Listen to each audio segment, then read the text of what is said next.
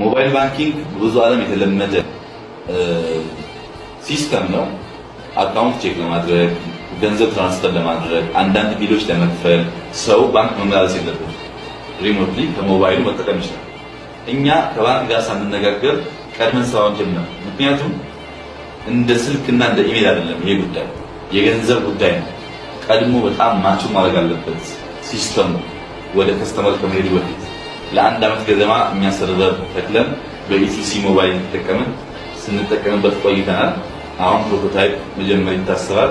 እሱንም በዲሞ እናያለን። ከእያንዳንዱ ሞባይል ሶፍትዌር ኢንስቶል ሆኖ አካውንቱን ቼክ ያደርጋል፣ ትራንስፈር ያደርጋል፣ ቢል ይከፍላል።